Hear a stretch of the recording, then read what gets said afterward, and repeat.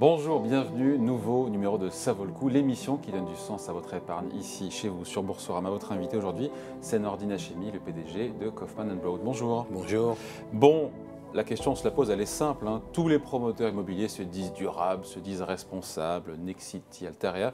Et vous aussi, chez Kaufman & Broad, en quoi vous êtes plus responsable que les autres? Alors moi, je ne parlerai pas des autres, mais je parlerai de nous. D'abord, nous... La prise de conscience, elle date de quand? Parce que quand on ça- gratte, souvent, on se dit que c'est assez récent. Les derniers convertis arrivés sont les plus convaincus. Non, ça fait déjà plusieurs années. D'abord parce que les règlements nous ont poussés à l'être, avec toute l'évolution des normes de construction et les normes qui ont un impact fort en phase de vie des objets que l'on construit, des logements, des bureaux.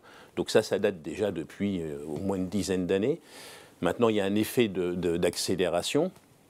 Et nous, peut-être, on se différencie sur le fait qu'on essaie d'avoir une approche d'ensemble, c'est-à-dire l'ensemble de notre production qu'on cherche à faire évoluer en termes de réduction d'impact environnemental et pas simplement quelques projets iconiques dont on va beaucoup parler. Et donc, c'est cette démarche-là, d'ailleurs, qui a été reconnue par beaucoup d'audits externes, puisqu'on se fait énormément contrôler par un certain nombre d'organismes où on fait contrôler et mesurer et évaluer notre politique environnementale. Les émissions de CO2 dans le bâtiment, on le rappelle, c'est 25% de l'ensemble, c'est ça? J'ai les chiffres en tête. Oui. Donc voilà, est-ce que vous êtes aligné, Nordine Hachemi, sur l'accord de Paris? Est-ce que vous êtes fixé des objectifs ambitieux? Est-ce que qu'il y a des moyens qui sont mis en œuvre? Qu'est-ce que vous faites concrètement? Parce que, encore une fois, comme beaucoup s'auto-congratulent et s'affirment durable, il y a les paroles, après il y a les actes. Dans les actes, qu'est-ce que vous faites? Alors, on a pris effectivement des engagements conformes aux accords de Paris. Et puis, comme je vous l'ai dit, on se fait auditer. Alors, on a un certain nombre d'organismes internationaux qui nous contrôlent. Le dernier en date, alors c'est plus global, mais avec une dimension RSE extrêmement importante, c'est Deloitte qui a sélectionné 11 entreprises en France et en leur donnant le label Best Managed Company. Et donc, c'était à la fois des aspects, des critères économiques, mais aussi des critères RSE ou ESG. Et donc, on est 11 entreprises en France, je crois quelques centaines dans le monde. On a eu des labels comme, on est dans les tout premiers, dans le premier décile, sur les labellisations Carbon Disclosure Project, CDP, on est en catégorie B. Donc nous, on demande, on met en place une politique et on demande à ce qu'elle soit auditée et contrôlée par des tiers pour ne pas être uniquement dans la déclaration d'intention. Ouais. Et sur les bâtiments, quoi, est-ce qu'ils sont plus durables, encore une fois? Est-ce que chez Nexity nous parle souvent du bois dans leur construction? Qu'est-ce qui aujourd'hui fait que vous émettez moins de CO2 dans votre trajectoire? Comment vous avez changé ou pas, ou vous comptez changer votre façon de construire? Alors, il y a la construction, mais il y a aussi l'usage. Et dans le bâtiment, le logement, la période de la vie du logement qui émet le plus de CO2, c'est pendant l'usage. Donc la partie constructive sera toujours émettrice de CO2. Alors, il y a le bois, mais ce n'est pas la seule solution, parce que si on fait trop de bois, on va finir par avoir des problèmes de forêt et de biodiversité. Donc, il y a, selon les cas de figure, il y a un mix de matériaux à utiliser. Le bois seul n'est pas la réponse unique à ces sujets-là. Et ce qui est important, c'est de voir l'ensemble de la vie du projet, c'est-à-dire construction, vie, exploitation et puis fin de vie du projet. Et sur la partie exploitation, qu'est-ce qui est fait en amont, qu'est-ce qui est pensé en amont pour justement aboutir à de moindres émissions de CO2? Alors là, nous sommes contraints par des normes, ce qu'on appelle les normes de construction, de performance énergétique. Et là, on tend tout doucement vers une neutralité en termes d'émissions carbone en phase d'exploitation. Quels sont les projets actuels ou à venir à court terme qui intègrent vraiment des paramètres environnementaux et durables chez Kaufman & Broad? La totalité de notre production. Tous nos projets sont conformes aux normes environnementales RE 2020, c'est-à-dire qui donnent des contraintes très fortes à la fois en phase construction et en phase exploitation. Donc ça, c'est l'ensemble de notre le 1er janvier 2022. Tout à fait, mais nous, on a commencé à déposer nos permis déjà fin 2021. On n'a pas attendu que ce soit obligatoire au 1er janvier 2022. Donc ça, c'est toute notre production de logement. Bien sûr, les immeubles de bureaux sont en énergie positive. On vient d'inaugurer vendredi dernier le siège régional de la Caisse des dépôts et consignations à Bordeaux. C'est le plus gros bâtiment de bureaux en BEPO, c'est-à-dire à énergie positive, qui va émettre plus d'énergie qu'il ne consomme. Donc ça, c'était... comment c'est possible? Pardon, comment c'est possible? Vous avez d'abord une très forte isolation thermique, performance thermique propre de l'objet, puis vous allez avoir des panneaux solaires qui vont lui permettre de produire. On va utiliser l'objet pour être producteur d'énergie. Et à la fin, il va en produire plus qu'il n'en consomme. Juste un mot sur le recyclage, c'est quelque chose qui vous parle sur les chantiers aujourd'hui ou c'est quelque chose qui est en devenir Tout à fait, non, ça est en train de se développer. Le gros sujet du recyclage, c'est de s'assurer qu'au moment où vous avez besoin de matériaux, ils sont disponibles quelque part. Et donc, ça commence à fonctionner. On fait partie d'un groupement qui a créé une plateforme d'échange d'informations entre la disponibilité à l'occasion d'un objet qui serait démoli et qui va informer qu'il y a des matériaux disponibles et donc qui vont pouvoir être réutilisés. Et puis quand on a des grands chantiers, on fait du recyclage sur place en partie. On a livré un hôtel il y a 2 ans de ça, près de Roissy, où une bonne partie du béton était produit localement en concassant le béton de structures existantes. Le ESG, c'est une évolution ou une révolution chez Kaufman & Broad? C'est une révolution. On n'est pas dans des ruptures technologiques. Pour que ce soit une révolution, il faudrait que d'un seul coup, on ait des technologies totalement différentes. Ce n'est pas le cas. Aujourd'hui, c'est une optimisation au quotidien des projets. C'est chercher à mieux utiliser les matériaux, à être plus rigoureux dans la conception et à utiliser tous les outils qui sont à nos dispositions aujourd'hui. Il y a des outils comme le BIM aussi qui vont nous permettre de beaucoup plus optimiser l'utilisation des matériaux. Vous estimez être en avance ou être comme les autres, comme les petits copains, promoteurs immobiliers vous estimez être un bon élève, être en avance sur votre temps ou suivre une tendance Je dirais que les leaders du marché sont tous dans la même démarche. On est en plus dans une démarche très contrainte d'un point de vue réglementaire. Donc il faut avoir...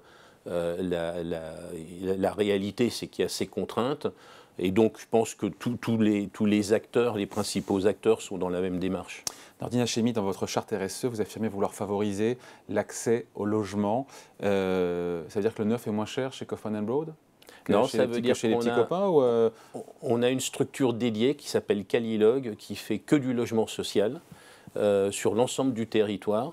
Et cette entreprise fonctionne avec des critères. Alors c'est à la fois un moyen de moderniser la manière de travailler dans la promotion, d'être plus efficace, d'être plus efficace en termes de ressources de manière générale, que ce soit au stade de la conception, au stade de la construction.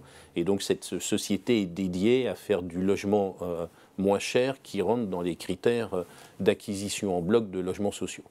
Et donc ça, et on espère à travers ce développement également tirer des leçons et des bonnes pratiques pour le reste de notre production et permettre de rester compétitif. Parce que le prix, ça reste toujours... je ne sais pas, est-ce qu'il y a plus de primo-accédants? Est-ce que vous favorisez les primo-accédants? Parce que j'ai vu un truc sur les tarifs maîtrisés, les prix maîtrisés. C'est quoi les prix maîtrisés chez Kaufman & Broad? Les prix maîtrisés, logement à prix maîtrisé, 20% moins cher que le prix du marché. Comment c'est possible? En général, il faut qu'on ait un accord avec la ville qui va imposer, donc des prix maîtrisés, un certain volume d'un programme de logement à prix maîtrisé. Et quand la ville impose ça, ça s'impose à tous les acteurs. Alors pourquoi c'est important que ça s'impose à tous les acteurs? Parce que du coup, ça a une conséquence sur le prix du terrain. On est dans un secteur où finalement la concurrence, elle ne se fait pas au bon endroit, elle se fait sur l'acquisition du terrain. Le foncier. Oui, et donc on est dans un des rares secteurs économiques où plus il y a de concurrence, moins c'est bon pour le client. Ça, on a tendance à l'oublier puisque ça fait monter le prix des terrains. Et comme on a un déficit de permis de construire, donc une rareté de foncier, on se retrouve avec un cercle infernal de hausse de coûts de terrain. Exactement, sur le foncier, mais aussi sur cette RE 2020, réglementation donc, qui est ambitieuse, puisque l'objectif c'est de faire chuter évidemment les émissions de CO2 des bâtiments. elle est inflationniste, cette RE 2020, cette construction verte avec des obligations de réduire de 30% la consommation d'énergie d'un bâtiment, le fait de renforcer l'isolation, ça coûte plus cher. Entre le foncier qui fait augmenter le prix et cette réglementation environnementale, tout plaide pour avoir des prix plus élevés. Au départ, quand vous changez de référentiel, vous avez toujours un effet d'ajustement qui est inflationniste, mais ensuite de ça, les projets vont être optimisés pour tenir compte de ces contraintes et on absorbera ces écarts. Parce que sinon, ça finira, on aura des logements verts qui seront réservés à une élite. Ce n'est pas l'objectif. Oui, mais ça se maîtrise. Et puis normalement, encore une fois, ça doit s'ajuster sur les prix des terrains. Là où ça devient pardon ? Ça doit. Oui, mais pour ça, encore faut-il attribuer des permis de construire. Ce qui est inflationniste aujourd'hui, c'est le manque de permis de construire. Vous réduisez l'offre dès le départ, d'un point de vue purement réglementaire. C'est-à-dire, vous avez c'est un vieux sujet, ça. On aurait pu en parler il y a 5 ans ou il y a 10 ans. Mais c'est de pire en pire. Parce que la grande différence maintenant, et ça rejoint le sujet dont on parle, c'est-à-dire l'environnement, c'est que il y a 5 ans, on était un peu honteux quand on faisait un recours contre un permis de construire. On n'osait pas avouer que c'était pour son confort. Maintenant, on dit que c'est pour la planète. Donc, on a un recours plus glorieux, si on peut dire.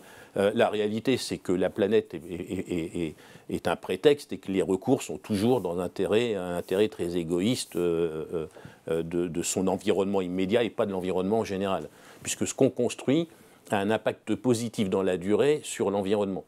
Bon, merci en tout cas de passer nous voir. Nordine Hachemi, donc le PDG de Kaufman & Broad. Merci. Merci. Alors, faut-il ou pas en avoir en portefeuille? Réponse maintenant.